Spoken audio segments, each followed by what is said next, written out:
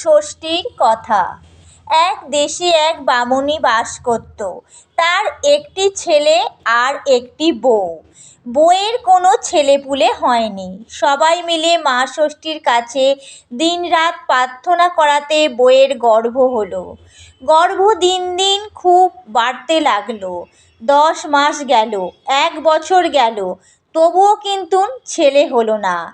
একদিন বউ পুকুরে হাত মুখ ধুতে গিয়ে পা পিছলে পড়ে গেল। পড়ে যেতেই একটা লাউয়ের মতন থলে প্রসব করলে।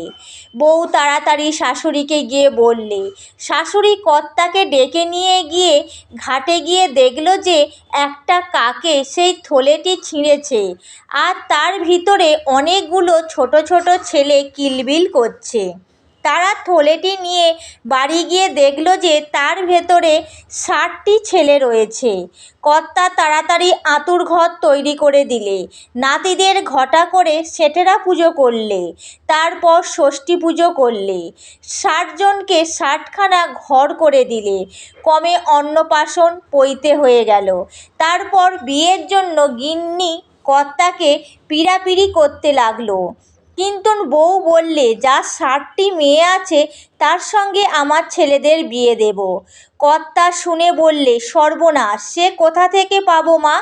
গিন্নি বললে, সবই মা ষষ্ঠীর দয়া, দেখবে তিনি বৌমার কোট বজায় রাখবেন। গিন্নির কথায় কর্তা তখন মেয়ে খুঁজতে বেরোলো। কর্তা কত দেশ খুঁজলে, কিন্তু কোথাও একজনের 60টি মেয়ে পেল না। শেষকালে মা ষষ্ঠীর কৃপায় কর্তা এক দেশে এসে দেখল যে একটি বউ 60টি মেয়েকে স্নান করাচ্ছে।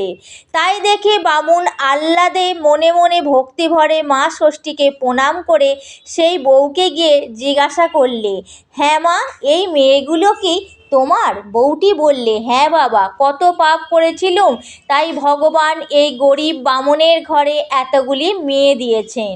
কর্তা তো তাদের পরিচয় পেয়ে বললে, তা তুমি তোমার 60টি মেয়ের সঙ্গে আমার 60টি নাতির বিয়ে দাও, তাহলে বেশ হয়। বউ তো শুনে খুব সন্তুষ্ট হলো। তারপর তাদের বাড়ি গিয়ে কর্তাদের সঙ্গে কথাবার্তা সব ঠিক করে 60 নাতির বিয়ে দিয়ে নাত বউ ঘরে নিয়ে এলো। গিন্নি বললে, দেখলে মা ষষ্ঠী বৌমার কোট বজায় রাখলেন কিনা। তারপর কর্তা গিন্নি খুব ঘটা করে মা ষষ্ঠীর পূজা করলে। মাঘ মাসে সেই দিন শীতল ষষ্ঠী, খুব বৃষ্টি হচ্ছে আর শীতও পড়েছে। গিন্নি নাত বউদের ডেকে বললে, আমি আজ আর এই ঠান্ডা জলে চান করতে পারবো না। আমাকে 1 হাঁড়ি গরম জল দাও, আর 1 হাঁড়ি গরম ভাত রেঁধে দাও, আমি আজ তাই খাবো।